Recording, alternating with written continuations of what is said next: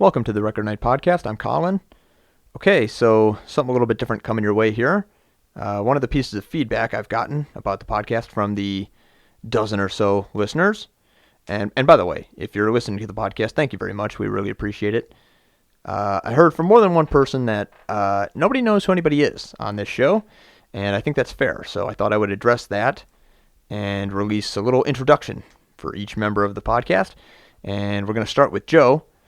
So Joe is a good friend of mine. I met him and his brother Jeff when I was in 4th grade. And we did a lot of hanging out and playing sports and, really growing up together. So Joe's just going to talk a little bit about how he got into music, and it's just a little bit about himself. So you can put, not a face, but rather a voice with the name. So once again, thank you for listening to the Record Night Podcast. Here is an introduction to Joe.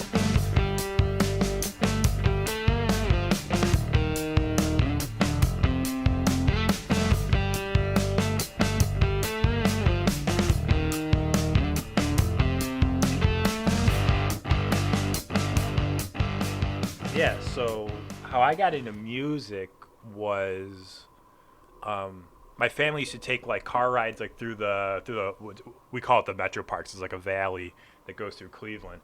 And we used to just, get out of the house and, hey, let's go take a ride. And my mom, she would put on like, classic rock stations, and I just like from there I just like fell in love with music. And I also had an uncle who was a drummer of a band, and he used to show me a bunch of different music like Pink Floyd and Led Zeppelin and Jimi Hendrix, and I fell in love with that. And yeah, I just ever since I can remember, since I was a little kid, I've always loved music.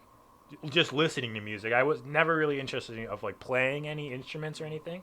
Just not really my thing, but actually relaxing and listening to music. I love that more than television, movies. Yeah. Like, I just prefer music over everything. So, but your uncle Brian came along. I mean, he was always around, I guess. Yeah. But like, I feel like the way you've described it to me in the past is you were into just whatever the fuck was out there, and then he kind of steered you right. So, I mean, can you remember any of the first stuff you listened to before? Yeah. I mean, like the first album I ever bought was Aaron Carter, Aaron's Party, Come and Get It. I think that's the one with How I Beat Shaq and. It's a kid's album. Yeah. And then for sure, yeah. And he saw me listening to that, and around that time it was NSYNC was really big, Britney Spears, Backstreet Boys, like that pop kind of music was big, and he was just like, stop listening to that. He's like, so he burned me like CDs and stuff with with all the classic rock, and then I just went to that. I just went into that direction. Yeah. 70s, 60s, 70s, rock music. So then, as far as like. I don't know. I remember like being over your house. Like we always had CDs, like lots of. Like you guys had like a rack with like a ton of them. Yep. I remember that Beatles compilation that was very popular. The number red with the number one. Yeah, the one album. Yeah, it's really good. Yeah, it's just like a greatest hits kind of thing. Yeah. But then when did the record player come along? That was Jeff, right? Who at first had one, right? Yeah, I think I want to say it was a Christmas gift, and it was one of those record players where it was like a record player, radio, CD player, like all like 3-in-1 kind of deal. Mm-hmm. And yeah, and then my brother just started getting records from garage sales, or like my grandpa had records like that. My grandpa son he had a bunch of records that he left over at the house, so then Jeff would go through it. And and I remember like if Jeff would be like if my brother would be gone, I would sneak up in the room and I would play like a because he didn't like me touching it because it was his record player, so he didn't like me touching his stuff. I remember I would always play that Neil Young album, not After the Gold Rush, but Everyone Knows This Is Nowhere. I would always put that one on because it's an awesome freaking album. It's so good. And then he would come home and like fight me. He would yell, "You touched our record player!"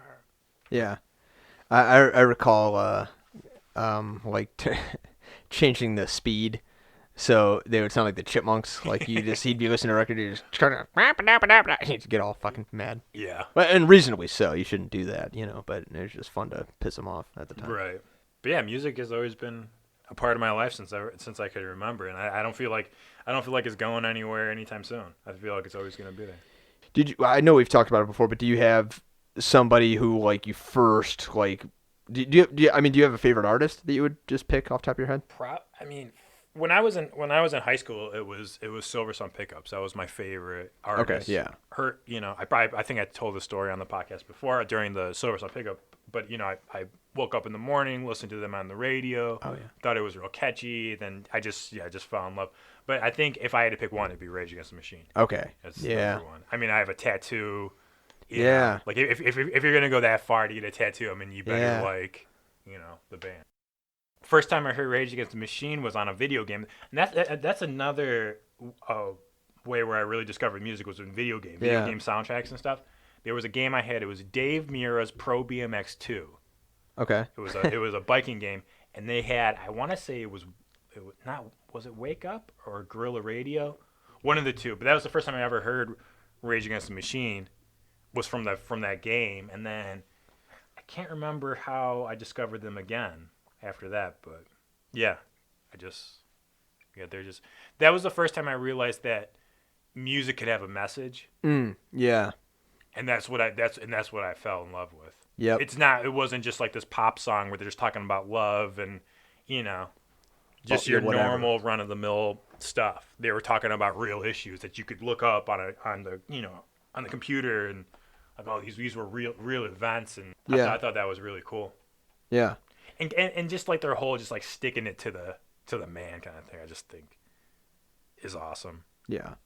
So Well, and particularly when you're like a kid. Yeah. I mean, that's exactly how you Yeah. feel. and I was so. a very rebellious kid. Sure. So that music spoke to me.